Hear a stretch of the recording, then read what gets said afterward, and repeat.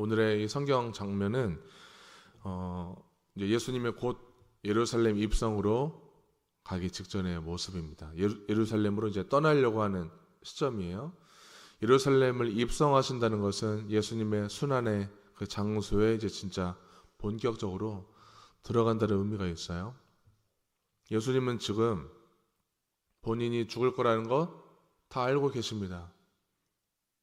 어제까지만 해도 제자들의 야고보와 요한의 어머니께서 아들들을 데려와서 높은 자리에 앉게 해달라고 요청하셨어요. 곧 죽을 건데, 곧 예수님 죽으러 가시는 왕이신데 그런 요청을 받고도 침착하게 예수님께서는 안내를 하시죠. 진짜 낮아지는 삶, 진짜 생명의 길을 알려주셨어요. 정말 이제 예루살렘 입성을 앞두고 있어요. 많은 무리가 계속 예수님을 따라옵니다. 그 당시에는 계속 제자들뿐만 아니라 많은 인파가 늘 몰렸었어요. 그 많은 인파들을 잘 보면은 여러 사람들이, 다양한 사람들이 섞여 있어요. 뭐 들러리들도 있고, 그냥 예수가 누군지 정말 그냥 단순 호기심, 구경꾼들도 늘 따라다녔고요. 취약계층의 사람들, 가난하고 잘 못 살고 힘든 사람들도 있었고요. 병든 자들도 늘 궁금해했고, 혹시 나를 만져주지 않을까, 나를 구원해주지 않을까 하는 그런 사람들도 있었습니다. 근데 병들었는데 따라다닌다는 것은 그래도 두 다리가 성하다는 증거겠죠. 늘 계속 따라다녔으니까요. 근데 길거리에서 구걸하고 있던, 길거리에서 늘 그냥 앉아있던 두 맹인이 예수님이 지나간다는 소식을 듣고 외쳐요. 주여, 우리를 불쌍히 여기소서, 다윗의 자손이여. 이렇게라도 크게 외쳐야 자기를 어떤 봐줄 거라는 기대가 있는 것 같아요. 근데 길거리에서 소리를 지르는 것은 그 당시에 용납이 안 되는 부분이었어요. 질서를 파괴한다고 간주했습니다. 어떤 소란을 피우는 걸로 인식을 한 거죠. 맹인들은 절박해요. 늘 장애를 가지고 살아왔어요. 사회적 약자로 살 수밖에 없었습니다. 그렇기 때문에 누구도 자기를 인간으로 대우해주지 않기 때문에 사회적인 도움도 받지 못하는 상황이에요. 눈을 못 보는 것 외에 그저 인권이 유린당하는 삶을 계속 살아왔어요. 어떻게 보면 여기에 그냥 젖어 있을지도 몰라요. 사람들이 나를 관심 가져주지 않는 거에 대해서 늘 그냥 이게 당연한 것으로 생각하고 살았을 것 같아요. 완전 자존감은 바닥이었겠죠. 예수를 부른다는 것은, 외친다는 것은 나름대로 그들의 절규죠. 살고자 하는 호소입니다. 근데 문제는 그 외침에 대해서 가장 예민하게 반응하는 사람이 있어요. 예수님의 제자들. 우리 스승 예수가 가는 길을 방해하지 말고 조용히 해라. 소란을 피우는 것은 사회적인 통념에 어긋나는 것이기 때문에 이건 되게 순화해서 성경은 표현한 것 같아요. 심하게 말한다면 닥치라는 거죠. 너희들 조용히 해, 닥쳐. 가만히 있어. 아무 소리 하지 마. 니들이 뭔데? 칵. 이런 식으로 통제하는 거겠죠. 제자들의 마음은 그런 거겠죠. 그 길거리에서 소란을 피우는 것, 소리 지르는 것, 그건 당신네들의 사정이니 우리는 알 바 아니다 하는 태도도 섞여 있다고 봅니다. 왜 절규하는지 안다면은, 그들의 사정을 다 안다면은 그렇게 말하지 못하겠죠. 눈먼 자들은 더 큰 소리로 소리 질러요. 주여, 우리를 불쌍히 여기소서, 다윗의 자손이여. 다윗의 자손이라는 말을 해요. 다윗의 자손이라는 말은 구약에서부터 계속 전해 내려온, 분명히 다윗의 자손을 통해서 메시아가 나타날 것이라는 계속 구전된 말씀, 예언, 이런 것들을 알고 있다는 거예요. 맹인들이. 혹시 저 예수가 다윗의 자손으로 오실 메시아가 아닐까, 그런 기대가 있을 것입니다. 하나님께 매달릴 때는 아무것도 안 보이죠. 더 이상 예수 말고는 희망이 없었어요. 그들은 매달려야만 했습니다. 우리도 삶의 한계에 다다랐을 때, 완전 사면 초가일 때, 어떤 선택지도 없을 때 우린 절박해져요. 또 극도로 불안해지거나 두려움에 빠질 수 있습니다. 그때 하나님께 매달리죠. 우리는 고난을 겪어야만 하나님을 찾고 또 하나님께 매달립니다. 그때 이제 은혜가 임하게 되는데, 그때는 내가 그동안 지켜왔던 내 자존심도 이제 버릴 수가 있게 돼요. 그동안에는 이 자존심을 버리지 못해서 끙끙 앓고 하나님께 다 맡기지 못했어요. 근데는 완전한 한계에 다다랐을 때는 다 버릴 수도 있어요. 이제는 그때 내 체면도 없는 거예요. 어떤 사회적 규범도 보이지 않아요.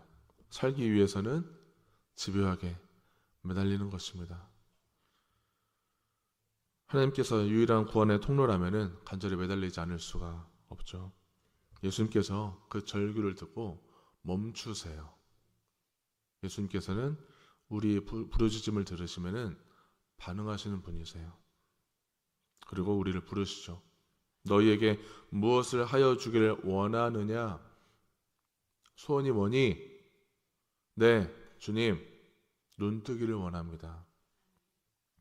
예수님께서는 그들을 불쌍히 여기시면서 눈을 만져주시면서 치유해 주셨습니다.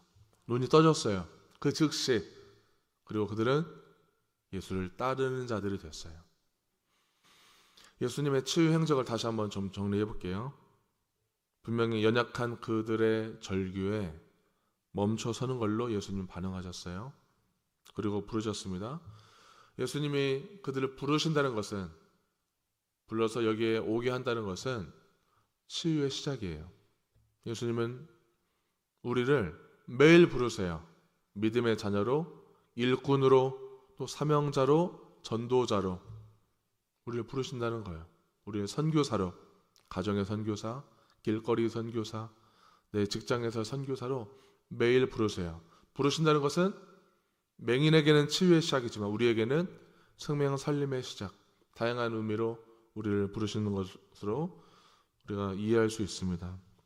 원하는 게 무엇이냐? 당연히 눈 뜨는 거죠. 예수님의 질문은 예수님께서 맹인들의 그 소원을 모르는 게 아니에요. 다 알고 말씀하세요. 예수님의 질문은 그들이 진짜 원하는 것, 장애를 극복하는 것 그 이상의 본질을 구하는 그들의 간절한 원함을 듣고자 하시는 거예요. 우리에게 적용해 본다면 우리에게 기도 제목이 있을 거 아니에요? 그 기도 제목은 혹시 단순히 우리의 그냥 불안과 두려움을 제거하기 위한 우리의 욕망만 들어달라는 요구인지, 그저 하나님은 내 어려움을 제거해 주는 도구로 쓰고자 하는 우리의 욕망에 끌리는 기도인지, 혹시 그 기적이 일어나지 않더라도 하나님을 메시아로 인정하고 주님을 구주로 인정하고 그럼에도 불구하고 주님을 따르겠다고 하는 그런 본질을 추구하는 우리의 마음인지를 묻는 거예요. 우리는 그저 벌벌대죠. 어려움 앞에서는 제발 이거 아니면 저 죽을 것 같아요. 그게 인간이에요. 그게 뭐 믿음 없음, 연약함 이렇게 볼 수도 있긴 하지만 그게 인간이죠. 그러나 주님은 한 번 더 생각해 보라는 거죠. 우리가 뭔가를 간절히 매달리고 구할 때 진짜 우리는 본질을 생각하면서 구하고 있는지 묻는 것입니다. 그리고 불쌍히 여기시는 마음으로 주도적으로 그 치유를 행하세요. 예수님께서는 지금도 우리를 이렇게 대해주고 계십니다. 눈뜨기를 원합니다라고 문자는 그렇게 되어 있지만 그들의 간절함, 그들이 추구하는 그 본질과 진리를 예수님께서는 보시는 거죠. 오늘도 우리는 그런 마음으로 주님을 부르짖기를 소망합니다. 주님은 여러분의 절규와 호소에 귀를 기울이시고 멈추시는 분이세요. 우리 옆에서 다 들으시는 분이세요. 그리고 묻습니다. 내가 진짜로 원하는 게 무엇일까? 내가 지금 이거를 구하고 있는데 이거 아니면은 안 돼요. 나는 절박함으로 구하고 있는데 혹시 이걸 들어주지 않는다면은 하나님을 내팽개치거나 하나님을 믿는 마음이 더 떨어진다거나 멀어진다거나 여전히 내가 그 기적 혹시 기적이 일어났을지라도 기적 이후에 다시 도로 세상 가치관으로 돌아가서 그걸 끌어안고 살려고 하는 내 태도가 여전히 그 습성이 남아있지 않을까? 그럼에도 불구하고 예수님 저는 문제가 해결되지 않더라도 주님을 따르겠습니다. 주님은 저의 메시아이세요. 저의 구세주세요. 주님은 전능하신 분이세요. 그래도 따르겠습니다 하는 마음에 그런데 우리의 중심을 하나님께 드리는 시간이 되기를 소망합니다. 예수님께서는 우리의 반응 오늘도 기다리십니다. 새벽에도 기다리시고 집에 돌아가서도 기다리실 것입니다. 어떤 결과가 발생하든지 주님을 따르겠다고 하시는 그런 마음, 그 마음을 가지고 오늘도 우리를 만져주시고 우리가 연약함에도 불구하고 나 같은 죄인임에도 불구하고 만져주시고 우리를 구원하시는 그리고 우리는 그 구원의 은혜를 받는 감사함으로 받는 승리의 하루가 되시기를 축원합니다.